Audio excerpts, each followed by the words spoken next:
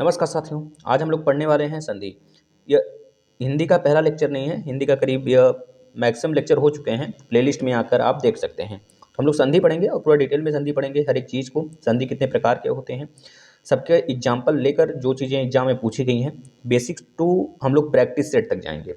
ठीक है, तो आप लोग एंड तक बने रहेंगे, जिससे कि बहुत कुछ चीज़ें सीख सकते हैं। जो बच्चे को बिल्कुल नहीं आता है वो आसानी से बिल्कुल इस पीडीएफ के माध्यम से भी सीख सकता है।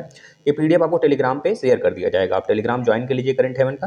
नीचे वीडियो के डिस्क्रिप्शन में लिंक दिया गया है, यूपी टेट के सारे क्लासेस का भी लिंक दिया गया है, आप वहाँ से विथड्रॉ कर सकते हैं। बेटा कुछ नहीं, विदाउट कॉस्ट आप आकर प्लेलिस्ट में भी पढ़ सकते हैं।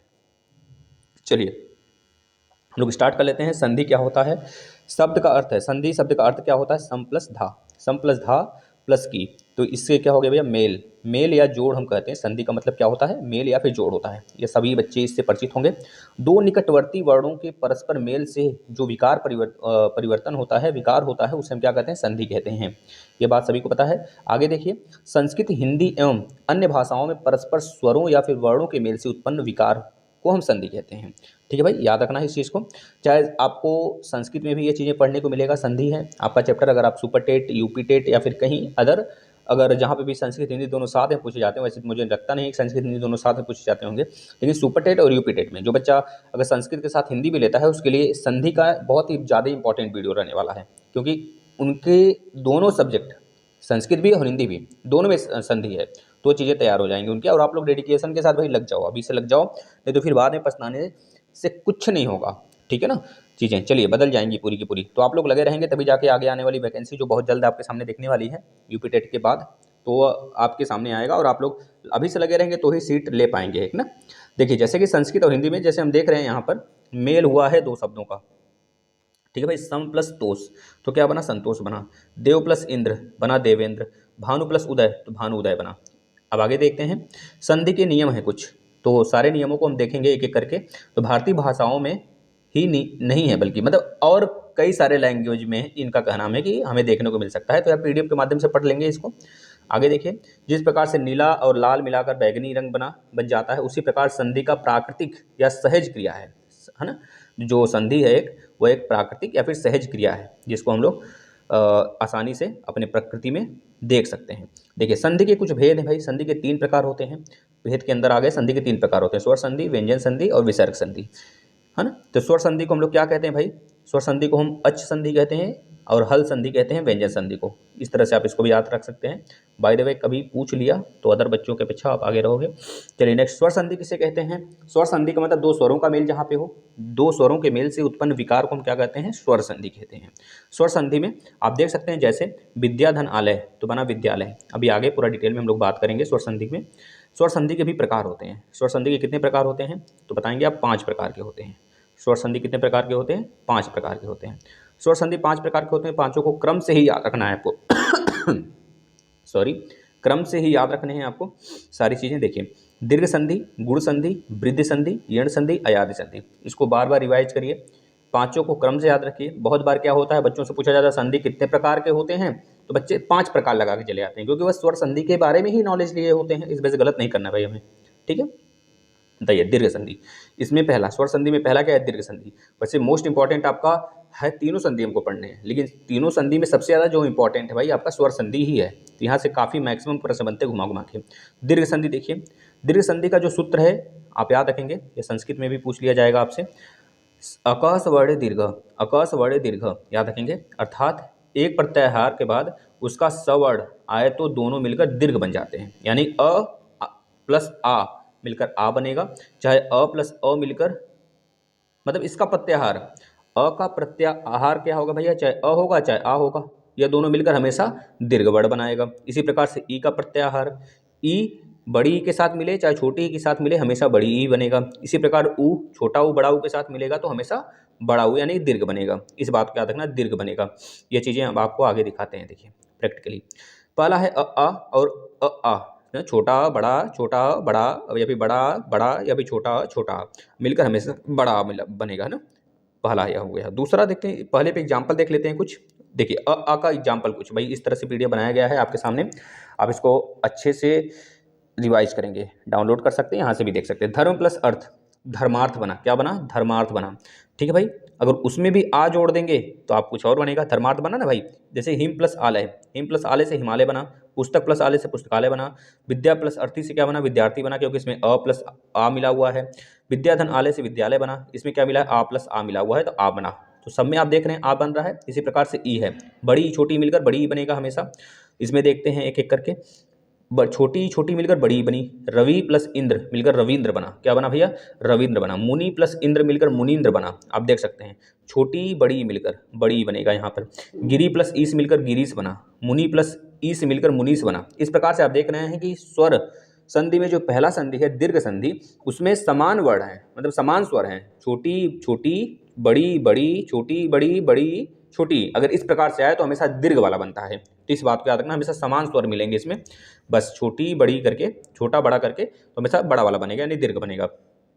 इसमें और कुछ एग्जाम्पल देख लीजिए। इससे आप हमेशा यह सतर्क होकर रहिएगा बच्चा कि कहीं से भी क्वेश्चन घुमा के पूछ सकता है आपसे, ठीक है। ये चीज़ें हमें डिटेल से पढ़ने पर ही पता चलेगा। देखिए छोटी बड़ी मिलकर क्या बना, बड़ी बना। तो मही प्लस इंद्र मिलकर क्या बना दिया, महिंद्र बना दिया। नारी प्लस इंदु मिलकर क्या बना दिया, नारी इंदु बना दिया।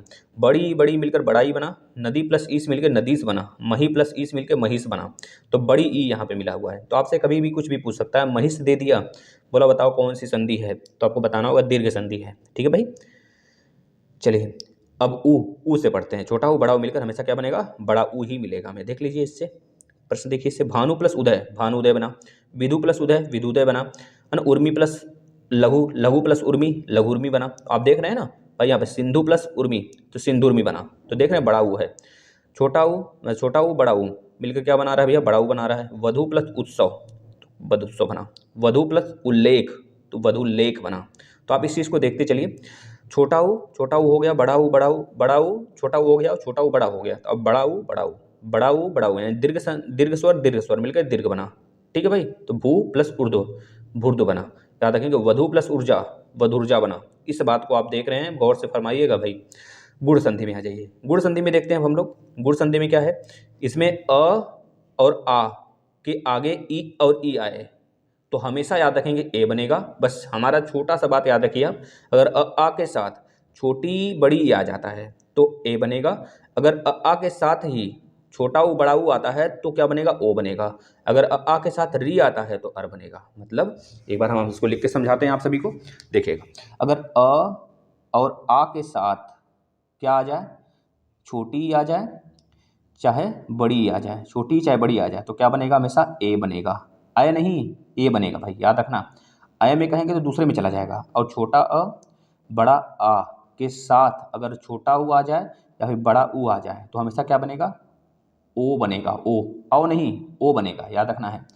इन्हीं छोटा और बड़ा अ के साथ, है ना, छोटा अ और आ के साथ क्या आ जाए, ऋषि आ जाए, ऋषि आ जाए तो क्या बनेगा, अर बनेगा। क्या बनेगा भाई, अर बनेगा, याद रखना। अर हलंत जरूर लगाना है अर में। तो इस प्रकार से अब चलिए इसका प्रैक्टिस करते हैं। हमने बताया था अ के साथ ई आए तो ए बनेगा। तो देखिए बन गया नरेंद्र, देख रहे हैं पहला। दूसरा क्या है, नरेश, नर प्लस ईस बड़ा ई है तो याद रखें नरेश बना। महा प्लस इंद्र महेंद्र बना। महा प्लस ईस महेश बना। तो इस तरह से आप देख पा रहे हैं ए बन रहा है। आ प्लस ई मिलके ए बना रहा है। चलिए आगे आ जाते हैं। इसी प्रकार से और भी प्रैक्टिस आप कर सकते हैं। अ प्लस ऊ के साथ ओ बन रहा है, यानी ज्ञान प्लस उपदेश के साथ ज्ञानोपदेश बन रहा है, पहला देखिए। दूसरा क्या है, आ प्लस ऊ यानी ओ बनेगा भाई। महा प्लस उत्सव क्या बना है भैया, महा प्लस उत्सव। महा प्लस उत्सव मिलके महोत्सव बना। जल प्लस उर्मी मिलके जलोर्मी बना। देखिए ऊ है और यहाँ पे अ है छिपा हुआ, यहाँ पे आ है, यहाँ पे बड़ा ऊ है, तो महा प्लस उर्मी तो क्या बना, महोर्मी बना। इस तरह से आप देख सकते हैं। देव प्लस ऋषि देवर्षि बना। देव प्लस ऋषि से क्या बना भाई, देवर्षि बना। महा प्लस ऋषि से महर्षि बना। इस प्रकार से आप देख सकते हैं चीज़ें आपके साथ। वृद्धि संधि पे आ जाते हैं। वृद्धि संधि भाई, वृद्धि संधि में क्या होगा, जिस प्रकार से हम गुण संधि में देखे अ के बाद ई आता था तो क्या बनता था, ए बनता था, और अ के साथ ऊ आता था तो ओ बनता था। सेम इसमें भी उल्टा सा प्रोसेस है। इसमें अय बनेगा और क्या बनेगा, औ बनेगा। यानी कि इसमें क्या क्या आएगा भाई, अ और आ के साथ जो है ना क्या आएगा, ए या फिर अय आएगा, या फिर अय आएगा। अ आ के साथ अगर ए अय आता है तो हमेशा क्या बनेगा, अय बनेगा, याद रखना है।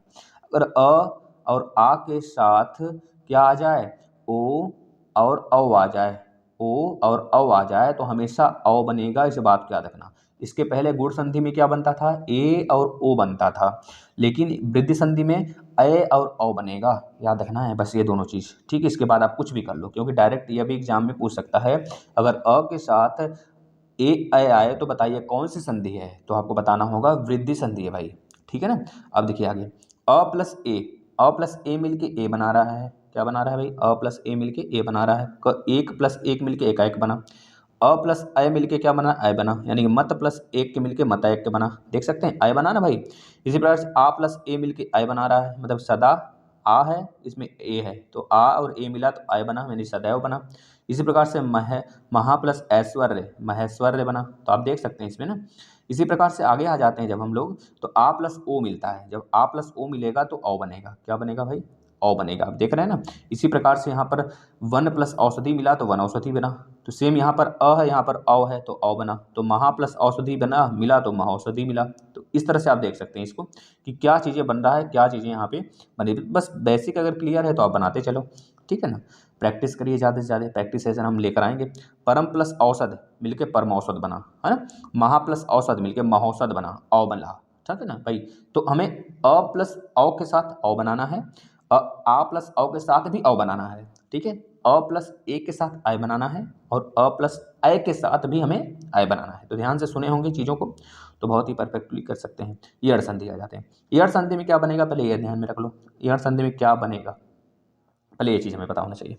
ईयड़ संधि में य बनेगा, या फिर य बनेगा, या फिर वह बनेगा, ठीक है, या फिर या बनेगा या फिर वाह बनेगा, य बनेगा, या बनेगा, वह बनेगा, वाह बनेगा, इस बात को आपको याद रखना है। छोटी बड़ी ई के साथ, है ना, ये आगे आएगा, हमेशा याद रखना, छोटी बड़ी आगे आएगा। अगर छोटी बड़ी आगे आता है, इसके साथ कोई भी जाति स्वर ई को छोड़ के कोई भी स्वर आता है तो क्या बनेगा, य बनेगा, याद रखना है, ठीक है। अगर बड़ी ई के साथ आता है तो ये मतलब य और या फिर या बनेगा। सिंपल सा, आप या भी मत याद रखो और वाह भी मत याद रखो, सिंपल से बस याद रखो य और वह मिलेगा, ठीक है। जिसमें य और वह मिलेगा उसे हम ईयड़ संधि कहेंगे उत्पाद में। तो ई के साथ अगर कोई अन्य स्वर आ जाए तो क्या मिलेगा, यह मिलेगा। अगर उ के साथ कोई अन्य स्वर आ जाए तो हमेशा क्या मिलेगा, वह मिलेगा। इस बात को, बस कॉन्सेप्ट को दिमाग में रख लो।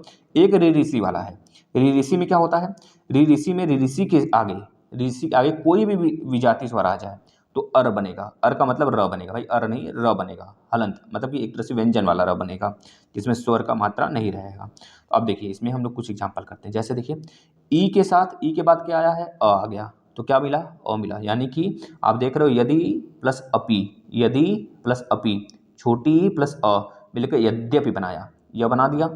इसी प्रकार से ई प्लस आ मिलके क्या बना दिया, ई प्लस आ मिलके यह बनाया, यह में हम आ जोड़ दिए तो बन गया इत्यादि। इस तरह से याद रख लेना। इसी प्रकार ई प्लस आ मिलके क्या बनाया भाई, यह बना दिया, है ना। य प्लस अ मिलके तो नद्य अर्पण बना, तो नदी प्लस अर्पण हो गया। इधर ई प्लस आ मिलके यह बना दिया, यहाँ पे देवी प्लस आगमन तो दिव्यागमन हो गया, दिव्यागमन हो जाएगा, ठीक है ना भाई। इसी प्रकार से घ में देख लीजिए, ऊ के साथ अगर हम कहें, ऊ के साथ आ गया, अगर ऊ के साथ आ गया भाई तो क्या बनेगा, क्या बनेगा भाई, यहाँ पे आप देख सकते हैं ऊ के साथ अगर वह आ गया तो ऊ के साथ अगर आ गया तो वह बना, तो यानी अनु प्लस अय अन्वय बना। तो इस चीज़ को याद रखना, आपको कभी कभी यह भी दे देगा उत्पाद, उत्पाद देकर बोल देगा बताया भाई ये कौन सी संधि है, तो आपको तुरंत पहचानना ये ईयड़ संधि है, ठीक है ना। देखिए और एग्जाम्पल करिए, फिर अयादि संधि पे आ जाते हैं। देखिए ऊ प्लस आ मिलके वह बनेगा, जब भी आ या आ आए अगर ऊ के साथ तो हमेशा याद रखना वही मिलने वाला है हमेशा हमें, अगर ई के बाद कुछ आए तो हमेशा हमको यह मिलने वाला है, ठीक है। तो सु प्लस आगत तो स्वागत बना भाई, वाह मिला ना, ये देख रहे हो वाह। अनु प्लस एस अर्थ से क्या मिला, अन्वेषण मिला।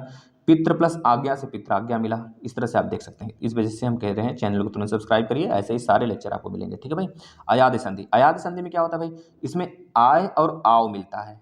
देखिए तीन चीज में मिलता है, चार चीज मतलब आओ, आओ, अय और आय, यह मिलता है। ये चीज़ आप याद रखना, है ना। कभी कभी ऐसे भी पूछ सकता है एग्जामिनर, थोड़ा सा अगर घुमा कर प्रश्न देता है तो डिफिकल्ट बनाने के लिए पेपर, क्योंकि आपको सिलेक्शन से मतलब होना चाहिए, तो आपको 30-60 मतलब 360 डिग्री घुमा के, पूरा 360 डिग्री पढ़ने हैं मुझे।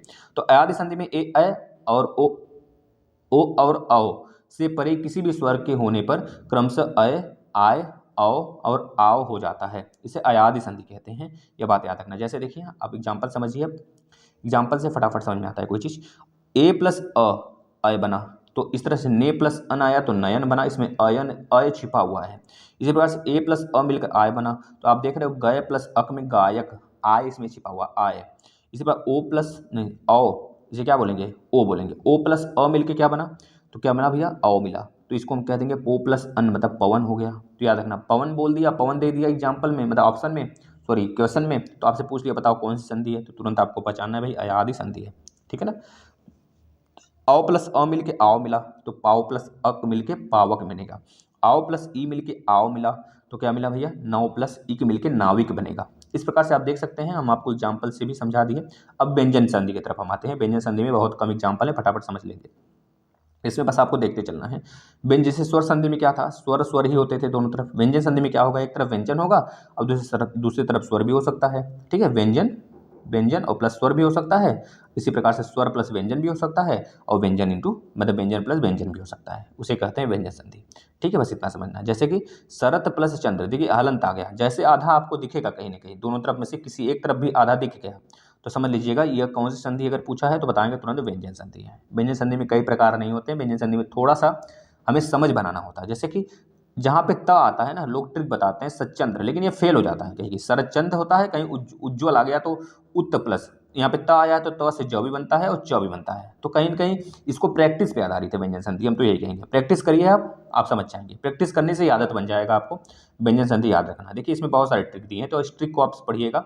जैसे कि हम आपको प्रैक्टिस की तरफ चलते हैं। देखिए यहाँ पे लिखा है, अगर किसी वर्ग के पहले वर्ड में क च ट त प कचट तप का मेल किसी वर्ग के तीसरे अथवा चौथे वर्ड से हो, य र लव से हो, है ना, तो वो क्या बन जाता है, क ग में, क ग च को ज ट में परिवर्तित कर देता है, अड़ और प को ब में परिवर्तित कर देता है। तो ये रटने से नहीं होगा, हम प्रैक्टिस कराते हैं। आप रटना हो तो आप पीडीएफ में आ जाइएगा, पीडीएफ आपको टेलीग्राम पे शेयर कर देंगे, वहां से आप पढ़ सकते हैं। देखिए प्रैक्टिस करिए आप पहले। देखिए जब क और ग आता है तो आधा ग के साथ ग बनता है, मतलब दिक प्लस गज मिलकर दिग्गज बनाएगा, वाक प्लस इस मिलकर वागीस बनाएगा। इस बात को आप याद रखना है, इसको प्रैक्टिस करने से आएगा। अब जितना ज़्यादा प्रैक्टिस में लाएंगे वो चीज़ें इंपॉर्टेंट होती चली जाएंगी। अच प्लस अंत से अजंत बना, ठीक है भाई। खट प्लस आनंद से खड़ानंद बना, तो प्रैक्टिस करिए इस चीज़ का। आपको पीडीएफ दे दिया गया है, आप टेलीग्राम पे ज्वाइन करके वहाँ से पढ़ सकते हैं और चीज़ें। देखिए कब्ज, कब्ज प्लस यहाँ पे अप प्लस ज, अप प्लस ज से बना अब्ज, तो यह याद कर लीजिए। प प्लस ज जहाँ पे आता है अब्ज। इस प्रकार से कितना याद रखेंगे भाई, याद नहीं किया जा सकता सारी चीज़ें, तो प्रैक्टिस करेंगे तो चीज़ें याद हो जाएंगी। यदि किसी वर्ग के पहले वर्ड यानी क च ट तप का मेल न और म से वर्ड से हो, तो उसके स्थान पर क्या आ जाता है, पांचवा वर्ड हो जाता है। पांचवा वर्ड जैसे कि लास्ट वाला, जिसे हम कहते हैं कि मतलब जो नाक में बोला जाता है ना, समझ रहे हैं ना। यदि क प्लस म मिलके अंग बना दिया, वाक प्लस मैं वांगमय बन गया, च प्लस नय तो च प्लस नय मिला तो अंगम इया वाला मिला हमें, तो अच प्लस नास अन्नास बना। तो आप देख सकते हैं इसको। टम ट प्लस म मिला तो क्या मिला, जैसे कि हम यहाँ पर एग्जाम्पल ले लेते हैं कुछ आपके, जैसे खट प्लस मास तो खड़मास बना भाई, आप देख सकते हैं। त प्लस न है तो इससे मिला, न में हमें मिलेगा न मिलेगा, तो उत प्लस नयन से उन्नयन मिला, देख सकते हैं आप ना। अप प्लस मय किया तो अम्मय मिला। तो आपको कितना याद करोगे, प्रैक्टिस, प्रैक्टिस। व्यंजन संधि सिर्फ प्रैक्टिस मांगता है। तो कुछ चीज़ें और देखते हैं, फिर इसके बाद चलते हैं विसर्ग संधि की तरफ, ठीक है। देखिए तत् त प्लस भ मिलके क्या बना भाई, धप, यानी सत प्लस भावना मतलब सद्भावना हुआ। जगत प्लस ईस मिलकर जगदीश हुआ, बहुत इंपॉर्टेंट भैया, बहुत बार पूछा गया है, आपको डायरेक्टली यहाँ से क्वेश्चन मिलेंगे। ये पीडीएफ बहुत ही मेहनत से बनाया गया है, तो आप इसका वैल्यू करेंगे भाई। भगवत, भगवत प्लस भक्ति का क्या मिला, भगवत की भगवत भक्ति मिला। तत् प्लस रूप का तद्रूप मिला, ठीक है, ठीक है भाई। चलिए चलिए सर आगे चलते हैं। सत्य प्लस धर्म का सद्धर्म मिला, आप इसको देख सकते हैं। आगे भी नेक्स्ट आ गया आपका नियम, तो इस नियम को पढ़िए। त प्लस त से परे च या छ होने पर च, ज या झ होने पर ज ट, या ठ होने पर ट और ड, या ढ होने पर अड़, और ल होने पर ल हो जाता है। तो कितना याद करोगे आप खुद देखो, अब चलो प्रैक्टिस करो, देखो आप खुद समझ जाओगे। चलो आ जाओ प्रैक्टिस करते हैं। उत प्लस चारण से उच्चारण मिला। अब आपको यहाँ समझ में आ गया, आधा त और च आता है तो भैया क्या बनता है, आधा च के साथ आ जाता है, वो चीज़ें डबल बार हो जाती हैं। जो यहाँ पे आया रहेगा, अगर यहाँ पे आधा है तो यहाँ पे जो च आया है ना, उसको एक बार आधा एक बार पूरा लिखते हैं। यह चीज़ आपके दिमाग में एक बन जाना चाहिए। जैसे यहाँ पे त आ गया फिर से, तो यहाँ पे जो ज आया है ना, एक बार उसको पूरा लिखेंगे, एक बार आधा लिखेंगे। इस प्रकार से आपके दिमाग में बनना चाहिए। जैसे यहाँ पे देखिए त आया है, त के साथ झटिका आ गया है ना, तो आप यहाँ पे देख पा रहे हैं त और झ के साथ हमेशा ज और झ साथ में आएगा। तो देखिए ज झ साथ में आया है, तो कितना नियम याद रखोगे। तो प्रैक्टिस करिए, खुद समझ में आ जाए। उत प्लस झटिका से उज्झटिका बनेगा, तत् प्लस टीका से तट्टिका बनेगा। आप देख रहे हैं जहाँ पे त के साथ अगर ट आ जाए तो जो ट वाला रहेगा पोर्शन वो डबल बार हो जाएगा, एक बार पूरा एक बार आधा, ठीक है भाई। चलिए एक बार स्वर के साथ एक बार विदाउट स्वर। त और ड़ मिलकर डड बनाएगा, एक बार आधा ड, एक बार पूरा ड भाई। इस प्रकार से उत प्लस डयन उड्डयन बना, देख रहे भाई। इसी प्रकार उत प्लस लास उल्लास बना। तो आप देख सकते हैं, चीज़ों को पढ़ते चलिए। और देखिए नियम, देखिए नियम क्या, नियम आप पढ़ते चलिएगा, हम आ जाते हैं प्रैक्टिस पे सिर्फ। अब देखिए उत प्लस श्वास उच्छ्वास मिला, उत प्लस श्वास मिलकर क्या बनाया, उच्छ्वास बनाया। उत प्लस शिष्ट मिलकर उच्छिष्ट बनाया, है ना। तो आप प्रैक्टिस करो। उत प्लस शास्त्र से सच्छास्त्र बना। तो इस प्रकार से आप देख रहे हैं चीज़ों को। और अब नियम है तो नियम रट सकते हो आप। देखो उत प्लस हार से उद्धार बना, बहुत ही ज़्यादा इंपॉर्टेंट भाई, यह प्रश्न आपकी आरओ में भी पूछा गया है, ठीक है ना भाई। तो आरओ वाला बच्चा भी यहाँ पे है, तो बहुत अच्छी जगह है प्लेटफॉर्म पे। उत प्लस हार से उद्धार मिला। तो ये उत प्लस हरर से उद्धरण मिला। तो ये इंपॉर्टेंट भाई, उद्धरण का कोई साइन बता दे, उद्धरण कैसे बनता है। तत् प्लस हित से तद्धित मिला, तत् प्लस हित से क्या मिला, तद्धित मिला भाई। आगे चलो, स्व प्लस छंद से स्वच्छंद मिला, जो कि हमने पीछे भी देख लिया स्वच्छंद। यहाँ पे आप देख रहे हैं आ प्लस छादन से आच्छादन मिला, ठीक है भाई। आ प्लस छादन से आच्छादन मिला। संधि, अब आगे वाला चलते हैं। देखिए यहाँ पे जैसे कि हमें दिया है ई प्लस छ मिलकर इच मिला। तो अब आगे देख रहे हो संधि प्लस छेद मिलकर संधि छेद मिला, ठीक है भाई। आगे देखिए अनु प्लस छेद मिलकर अनुच्छेद बना। इस प्रकार से बहुत सारे हैं, तो आप इस नियम को देखोगे, ठीक है भाई। संपूर्ण, सम प्लस पूर्ण मिलकर संपूर्ण मिला।